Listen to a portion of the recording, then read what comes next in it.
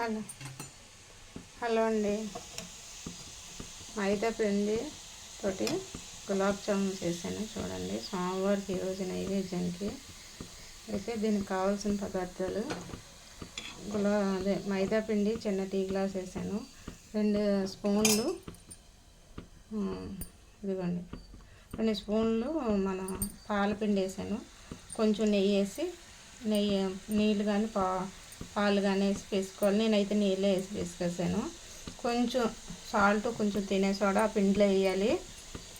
వేసాక మనము చక్క నీళ్ళు వేసి కలిపేసుకొని ఉండ చేసి పక్కన పెట్టుకొని కొంచెం నానాక మనము చిన్న చిన్న ఉండలు ఇలా బాల్స్ చేసుకొని చక్కగా మనం వేగించేసి చిన్న టీ గ్లాస్ వేసాను అన్నాను కదా, టీ గ్లాస్ పంచదార కూడా పాకం పట్టాను. పాకం పట్టి పాకంలోనే వేసేసేస్తున్నాను.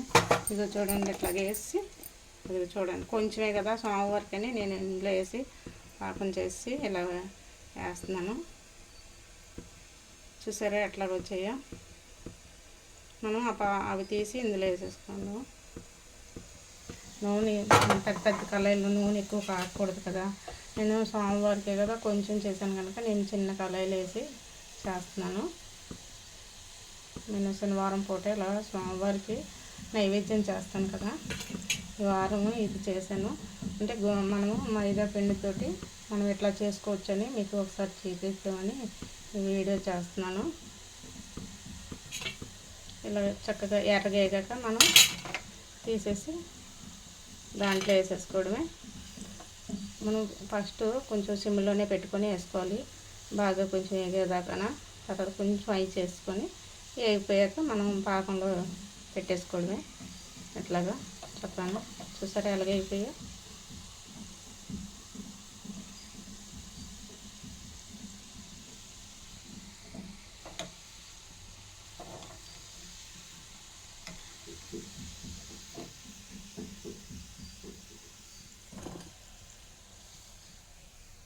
వేసి పాకం వేసుకొని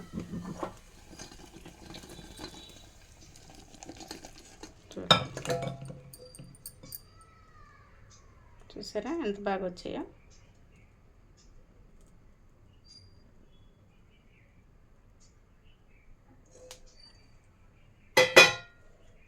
చక్కగా ఎట్లా మనం చేసుకుంటే మనం ఎట్లాగా కూడా గులాబ్ జామున్ చేసుకోవచ్చు. మన పిల్లలకి అట్లా కూడా పెట్టుకోవచ్చు. మరి మైదా పిండి కదా, మరి చూసి మీరు పద్దాక వాడకూడదు. ఎప్పుడైనా చేసే అవసరానికంటే పిల్లలకి గమ్మం చేసి పెట్టుకోండి, చాలా మంచిది. అంటే మైదా కదా అని నేను ఇట్లా మనకు పద్దాక తినకూడదు కానీ అప్పుడప్పుడు తినొచ్చు, అప్పుడప్పుడు పెట్టవచ్చు. నేను సోమవారం కదా ఈరోజు కొంచెం నైవేద్యంలో నేను తులసి దళం సమర్పిస్తాను. అట్లాగా వీలైతే మీరు కూడా అట్లాగా ట్రై చేసి చూడండి. మళ్ళీ ఇంకొకసారి చెప్తున్నాను చూడండి.